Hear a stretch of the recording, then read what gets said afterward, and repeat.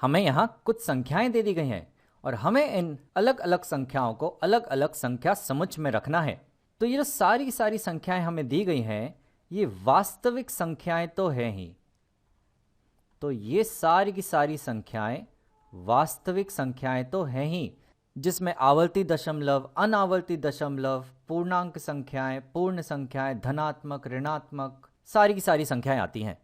अब वास्तविक संख्याओं को हम दो अलग अलग संख्या समुच्चय में बांट सकते हैं। एक संख्या समुच्चय होगा परिमेय संख्याओं का। परिमेय संख्याओं में वो संख्याएं आएंगी जिन्हें हम दो पूर्णांकों के अनुपात के रूप में लिख सकते हैं।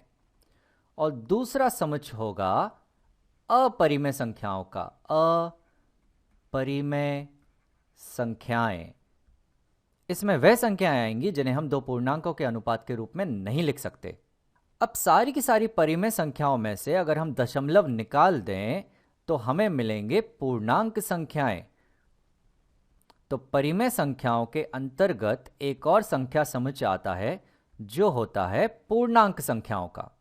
अब अगर पूर्णांक संख्याओं में से हम ऋणात्मक संख्याएं निकाल दें तो हमें मिलेंगी पूर्ण संख्याएं।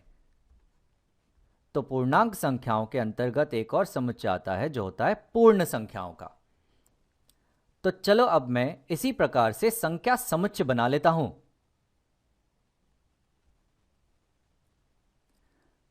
तो यहां मैंने बना ली है संख्या समुच्चय, परिमेय, पूर्णांक, पूर्ण और यहां पे है अपरिमेय। अब आप इस वीडियो को यहीं पर रोको और इन सारी संख्याओं को इन अलग अलग संख्या समुच्चय में रखने की कोशिश करो और फिर वापस आओ। तो चलिए अब हम इन्हें साथ में करते हैं। तो पहली संख्या है 3। 3 जो है, 3 को हम 3/1 दो पूर्णांकों के अनुपात के रूप में लिख सकते हैं। तो ये तो हुई एक परिमेय संख्या, लेकिन ये सिर्फ 3 भी लिखा जा सकता है जो कि एक धनात्मक पूर्णांक संख्या है। और धनात्मक पूर्णांक संख्या का मतलब हुआ कि 3 जो है वो दरअसल एक पूर्ण संख्या है। तो 3 हो गई एक पूर्ण संख्या। अगली संख्या है हमारी ऋणात्मक 5, जिसे हम ऋणात्मक 5/1 या केवल ऋणात्मक 5 भी लिख सकते हैं। तो ये परिमेय संख्या तो है ही, पर उसके साथ ही साथ ये पूर्णांक संख्या भी है, ये ऋणात्मक पूर्णांक संख्या है। तो ये आ जाएगी पूर्णांक संख्याओं के समुच्चय में। तो ऋणात्मक 5 हो गई एक पूर्णांक संख्या। अगली संख्या है 0.25। 0.25 को हम लिख सकते हैं 25/100, जो कि दो पूर्णांक संख्याओं का अनुपात है।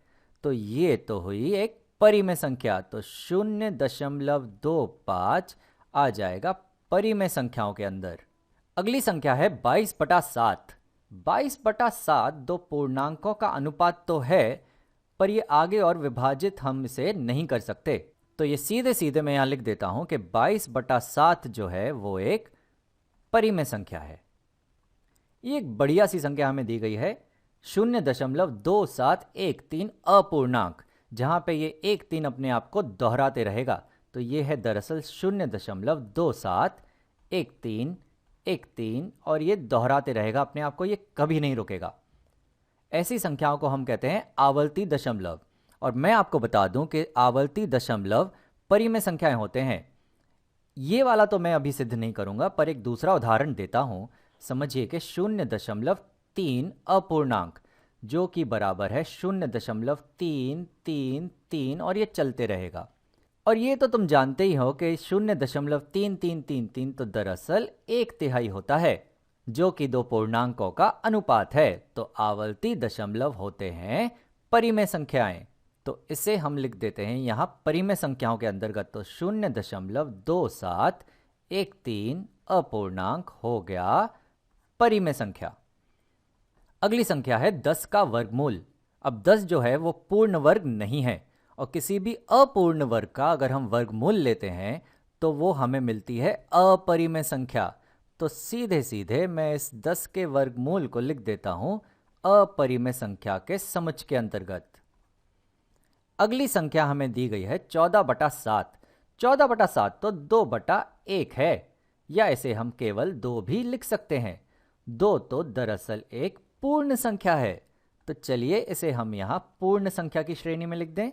तो यह 14/7 जो है एक पूर्ण संख्या। अरे वाह, हमें पाई भी दिया है। पाई तो आप जानते हैं दुनिया की प्रसिद्ध अपरिमेय संख्या है। इसे अगर हम 2 से गुणा करेंगे तो भी ये अपरिमेय ही रहेगी। तो 2 पाई जो है वो है एक अपरिमेय संख्या। तो इसे हमने अपरिमेय संख्या के समक्ष में रख दिया। अगली संख्या है ऋणात्मक वर्गमूल 25 का। अब 25 का वर्गमूल तो 5 होता है, लेकिन बाहर यहाँ पे हमारे पास है ऋणात्मक, तो ये ऋणात्मक 5 होगा। और ऋणात्मक 5 तो हम पहले ही देख चुके हैं, ये दरअसल पूर्णांक संख्या है। तो ऋणात्मक वर्गमूल 25 का हमने लिख दिया पूर्णांक संख्याओं में।